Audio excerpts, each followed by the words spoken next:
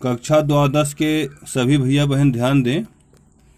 आज हम लोग संस्कृत गद्य संस्कृत खंड का प्रथमा पाठा पढ़ेंगे।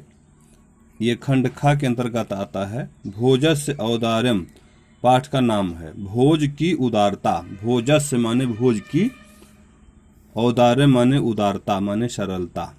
विद्वान के बहुत बड़े भक्त थे राजा साहब। देखिए इसमें गद्य खंड है। गद्य खंड का हिंदी में अनुवाद आता है। तो आज पहला पाठ हम लोग पढ़ेंगे। एक कॉपी बनाइएगा और उसके पहले पन्ने पर शपथ पत्र लिखने के बाद तब आप इसे लिखिएगा।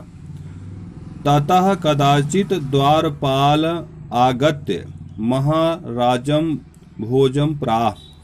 ततः माने इसके बाद, कदाचित माने कभी, द्वारपाल माने दरवाजे पे जो खड़ा रहता है उसे कहते हैं द्वारपाल।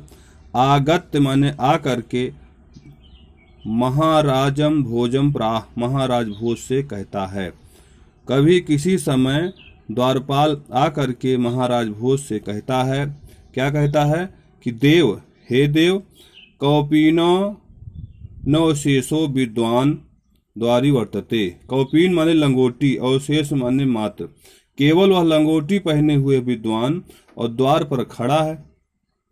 इत माने ऐसा। ऐसा आके द्वारपाल ने कहा। राजा प्रवेश है। राजा ने कहा उस विद्वान को प्रवेश माने प्रवेश कराओ अर्थात अंदर लाओ। इत माने ऐसा।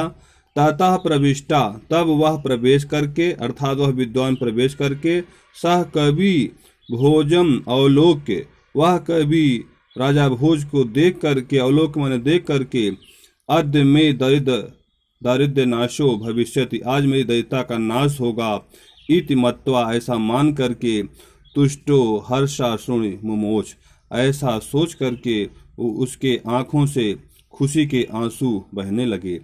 जब वो आया तो राजा भोज को देखा और वह मन ही मन विचार करने लगा कि राजा भोज से हमारी मुलाकात हो गई है। अब हमारी दरिद्रता माने हमारी निर्धनता का नाश हो जाएगा अर्थात हम धनी हो जाएंगे। राजा ताम अवलोक्य प्राह, राजा उसे देख करके कहते हैं, प्राह माने कहते हैं कवि, हे कवि, किम रोदीसी इति, तुम क्यों रो रहे हो। ततः कवि आह, तब कवि ने कहा, राजन, हे राजन, आकर्ण मद आकर्ण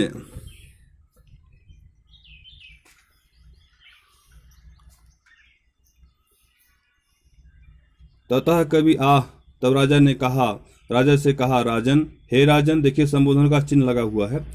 आकर्ण, आकर्ण माने सुनिए, मद गृह स्थिति, मेरे घर की स्थिति सुनिए, तो आपके समझ में आ जाएगा। अय लज्जान उच्चय पथि वचनम आकर्ण गृहिणी, शिशोः कर्णौ यत्नात् शुपहितवती तीन वदना, मयि क्षीणोपाये यत् कृतं दिशाव असु बहुले, तदंता शल्यम में त्वमसि पुनरोध उचितम।